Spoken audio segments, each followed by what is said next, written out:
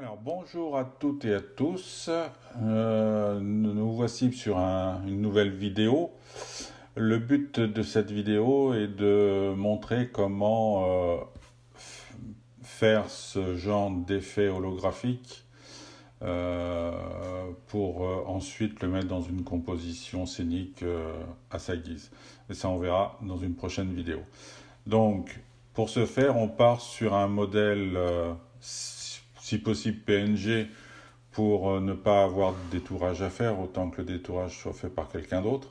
Mais bon, s'il y a un détourage à faire, il n'y a pas besoin qu'il soit le plus précis possible, puisque de toute façon, nous allons déformer terriblement cette image pour qu'elle devienne celle-ci. Donc le détourage n'est pas une fonction principale dans cette vidéo. Une fois que vous avez ouvert cette image, on va la renommer et on va l'appeler modèle Ori. Enfin, vous pouvez l'appeler comme vous voulez, mais ça va être notre modèle original. On va dupliquer ce modèle original. On décoche, on cache le modèle Ori. Et on va renommer celui-ci comme modèle copie. Voilà. Une fois que c'est fait, on va créer 3 copies de ce modèle copie. 1, 2, 3. On va revenir sur le modèle Ori et on va créer un calque par couleur de premier plan en s'assurant que le premier plan c'est bien le noir. Sinon, vous annulez, vous rebasculez ici et vous recréez donc couleur premier plan. Voilà. Et ça, on va l'appeler calque noir ou background. Background noir. Voilà. Alors, une fois que ceci est fait, on sélectionne ce calque-là, le tout premier de la liste. On fait nouveau calque en transparence par contre. Voilà. Et on va le renommer gris 50%. Voilà. Donc on va chercher ce gris à 50%. Alors il suffit ici de mettre 50. Voilà. Donc on est à 50%. On est à peu près au milieu. Enfin on est au milieu de cet abac. Donc 50%, ce qui fait en HTML ou en hexa 77, 77, 77. Vous validez et vous remplissez. Voilà.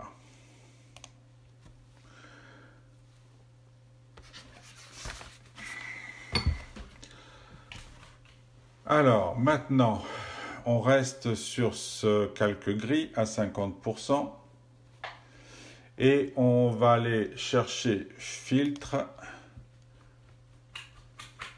distorsion ici et graver qui est ici. Voilà, ça nous fait des traits blancs et noirs.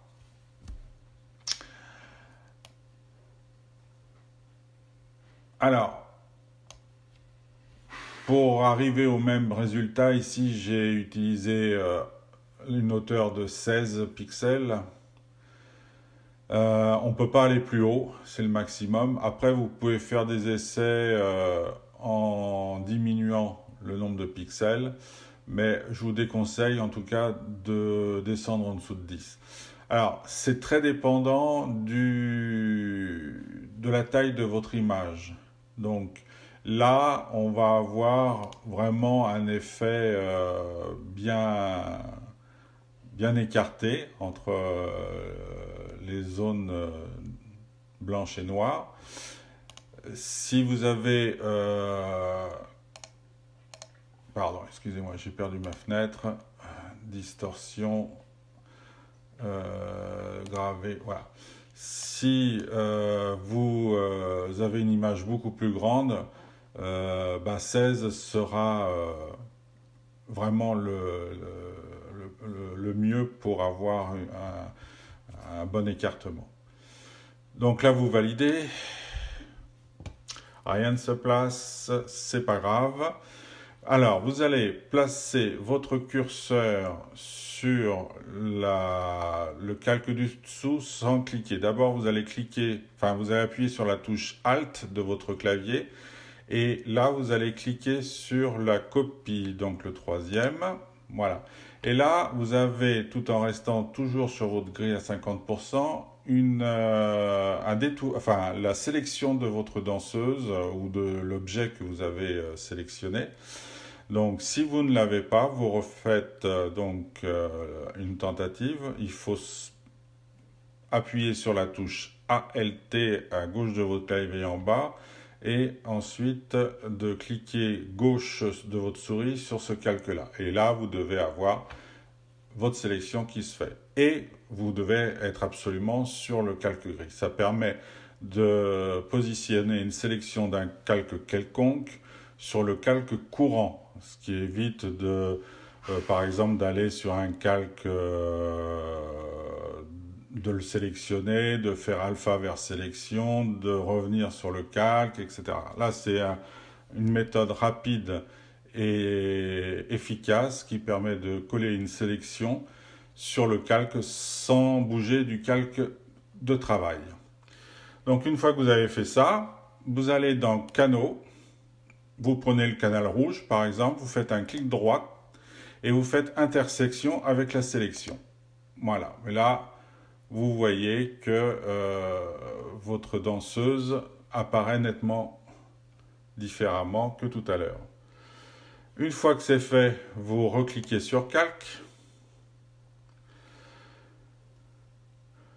Vous décochez le gris. Donc là, maintenant, on voit en fin de compte ce qui se passe sur ce calque-là.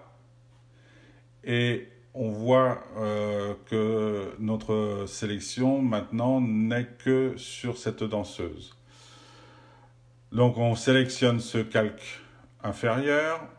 On va créer un masque de sélection et on va sélectionner, on va choisir le mode sélection. Voilà. Et vous faites ajouter. Donc là, on voit notre petite danseuse qui apparaît. Donc maintenant, nous pouvons faire sélection aucune.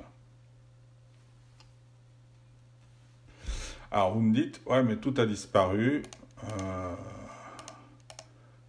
Pardon, je remets ça. Non, vous voyez, si j'efface les autres calques, eh bien, je vois bien mes traits noirs qui vont faire par la suite notre effet. Alors, bon, celui-là, modèle copie, oui, j'en ai besoin. Non, peut-être plus. Hop, je le mets ici. Voilà, on va travailler donc nos 3 calques de travail. Ça va être les 3 calques de la ballerine et notre background en noir. Alors, maintenant, il va falloir copier ce masque sur les autres calques. Je l'ai expliqué dans une autre vidéo concernant cette faculté de pouvoir copier des masques de calque. Sur Photoshop, il suffit de faire un drag and drop de notre masque sur un autre calque. Malheureusement, vous voyez, sur GIMP, ça ne marche pas. Alors, pour ce faire, l'astuce est la suivante, je la répète. On fait afficher le masque de calque. Donc à ce moment-là, notre image devient le masque de calque. vous faites édition, copier, et à ce moment-là, cette image-là est dans le presse-papier. Vous revenez en clic droit, vous faites rafficher, donc vous décochez afficher le masque de calque, donc notre ballerine réapparaît. On vient ici et on va créer un masque de calque noir, donc transparence totale. On va faire ajouter. Je n'ai pas ma danseuse, ce n'est pas grave. Je vais faire édition, coller. J'ai une sélection flottante. Et là, j'ai la possibilité de coller ma sélection flottante sur mon masque de calque. Voilà. Ancrer le calque le flocant et il se fera sur le masque de calque. Et là, je viens de dupliquer. Alors, c'est plus long qu'un drag and drop sur Photoshop, mais ça a le mérite de pouvoir le faire. Et on va le faire une troisième fois. Donc, je répète. Là, on a toujours dans notre presse-papier l'image, donc on n'a pas besoin de le refaire. Donc, on fait simplement ajouter un masque de calque. On reste noir en transparence totale. Et on fait édition, coller ou un CTRL-V tout simplement. Sélection flottante, je l'ancre. Voilà, en tout cas, pour ceux qui ne connaîtraient pas cette astuce, le moyen de dupliquer exactement le même masque de calque à plusieurs calques. Alors, c'est pas souvent qu'on en a besoin, mais quand on en a besoin, c'est bien pratique. Donc, on va renommer ici flou 1, flou dièse 2, et là, on va mettre original. Donc, on a notre ballerine originale et on va avoir notre ballerine avec nos différents flous. Alors, on va passer sur flou 1. On va appliquer le masque de calque. Il sera définitif. Voilà. On va créer un flou cinétique. Flou cinétique linéaire. Alors, on reste à 0 degré pour être parallèle au trait qu'on a fait. Le but, c'est d'avoir notre ballerine qui s'étale sur toute la largeur de notre document. Donc, on va y aller franchement. Alors, comment dire, ça va dépendre de la puissance de votre ordinateur, parce que là, en fin de compte, on va mettre une valeur assez importante, une valeur de 1000. Donc, plus votre image va être importante et plus le flou va être long à calculer. Donc, soyez patient si vous avez des machines un peu lentes. Voilà. Alors, au niveau de la précision, on reste en 8 bits, tout simplement pour justement que tout ça se calcule facilement. On reste en 8 bits et, comment dire, vu qu'on détériore énormément la photo, il n'y a pas besoin de passer en 16 bits flottants, voire en 32 bits flottants, ça n'apporterait strictement rien. Sur ce genre de travail, ça ne sert pas à grand chose. Donc là, nous validons. Alors, ça dépend encore une fois de la taille de votre image. Si vous n'êtes pas convaincu ou si vous voulez rajouter une largeur, vous validez de toute façon. Et vous pouvez faire filtre, répéter flou cinétique. Donc là, vous avez la barre de défilement du flou cinétique linéaire qui recalcule. Et donc là, il recalcule en fonction du premier flou cinétique. Donc c'est nettement plus long. Alors, par rapport à l'image que moi j'ai, bon, on va le laisser calculer. De toute façon, si on n'est pas convaincu, on supprimera en faisant un CTRL Z. Voilà. Donc là, on a bien notre... c'est ce que je voulais obtenir. C'est que nous avons un stretch qui va d'un bord à l'autre de l'image. Donc c'est exactement ce que je voulais faire. Donc je ne vais pas faire de CTRL Z. Donc là, c'est fait. Je passe au flou 2. J'applique mon masque de calque. Et là, je vais refaire, alors pas répéter, parce qu'on va changer les valeurs. Et là, on va passer à la moitié, c'est-à-dire 500. Voilà.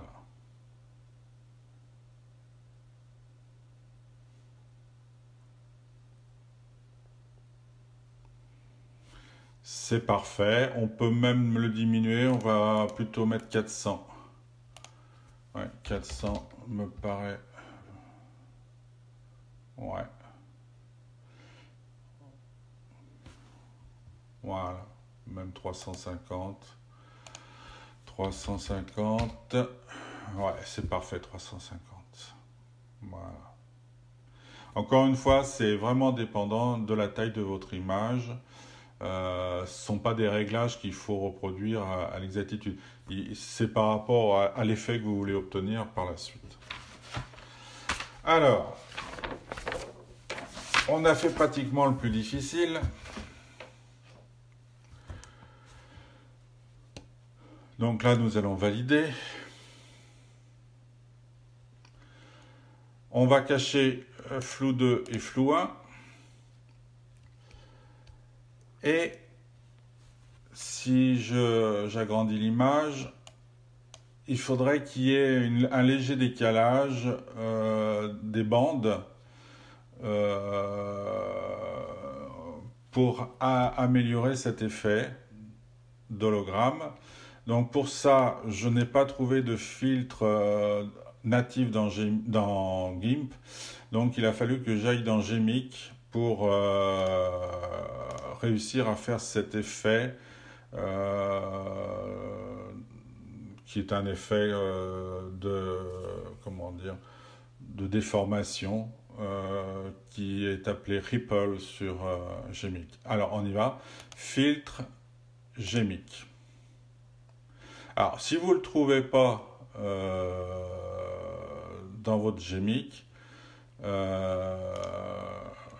voilà, je ne suis pas sur le bon calque. Donc ça, c'est très important. Si vous n'avez pas ce que vous voyez à l'écran, c'est que vous n'êtes pas sur le bon calque. Filtre. Alors, si vous ne l'avez pas dans GMIC, ce filtre Ripple, vérifiez que vous avez bien la toute dernière version étant la 2.9.0.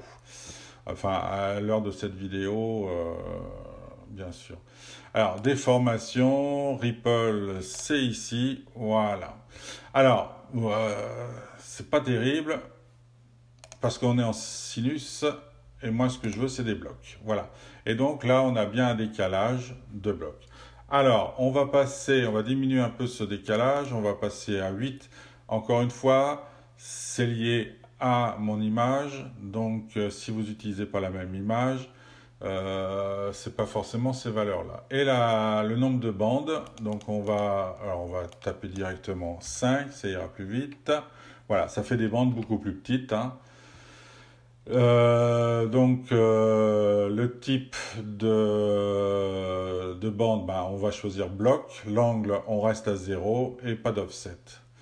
Une fois que c'est fait, on valide. Voilà. Et là, vous voyez, vous avez un léger décalage. C'est pas hyper régulier. Hein. On est sur un effet holographique des années 90. Alors, si vous n'êtes pas convaincu, si ce n'est pas suffisant, vous pouvez faire de nouveau un GMIC. Donc, je vais me remettre ici. réafficher GMIC et donc augmenter cet effet. Alors là, on va le faire. C'est pas forcément nécessaire pour chacun. Donc là, on a augmenté notre effet en gardant les mêmes valeurs. Alors, on aurait pu faire effectivement répéter GMIC, hein, ça serait revenu à la même chose. Mais quand c'est GMIC, je préfère réafficher pour revérifier que mes valeurs soient correctes. Alors, si vous trouvez que c'est trop important, vous faites un CTRL Z pour revenir aux anciennes valeurs. Hein. Donc là, je refais, répéter GMIC, voilà. Alors maintenant, on rend visible nos flous. Voilà. Et nous allons mettre une couleur qui sera plus une couleur propre aux hologrammes.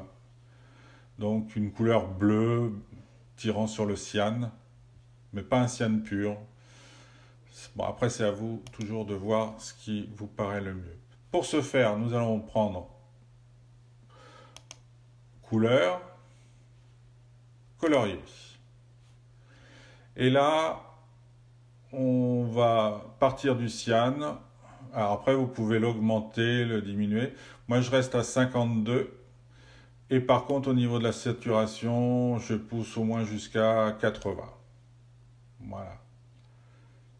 N'oubliez pas que c'est une source lumineuse, l'hologramme, donc il faut que vraiment il y ait... Alors après, vous pouvez jouer sur la luminosité, mais après, ça cache un peu tout. Donc on va rester à 0. Enfin, moi je reste à 0, en tout cas, au niveau de luminosité. Et je valide. Alors, ouais, il faut répéter cette action sur les flous, pour que les flous aient la même couleur. Eh ben, on retourne, même si ça n'a rien à voir, répéter colorier dans le menu filtre. Voilà. Et le premier flou, filtre, répéter colorier. Voilà. Et nous avons notre hologramme. La raison pour laquelle on a choisi un background noir, c'est parce que nous allons pour la mise en scène, on va utiliser le mode d'écran. Et le mode d'écran, il faut que le fond soit noir pour qu'il y ait un bon fondu sur l'image inférieure. Si vous allez sur Internet et que vous faites donc danseur 3D modèle free, vous allez trouver un certain nombre de danseurs. Donc là, maintenant, vous allez enregistrer cette image au format GIMP pour pouvoir la réutiliser par la suite dans un montage tel que celui-ci. Voilà, il est là. Donc le but, c'est par la suite de faire cette composition. Donc on va utiliser un iPhone, enfin un smartphone, je ne vais pas donner de marque, un smartphone, et puis on va mettre l'image de la ballerine à plat et l'image holographique de notre ballerine en hologramme. Eh bien, je vous dis à bientôt pour la prochaine vidéo qui concernera donc cette mise en scène. Et merci de continuer à me regarder. Et puis, si vous aimez, vous likez, ça fait toujours plaisir. Allez, à bientôt!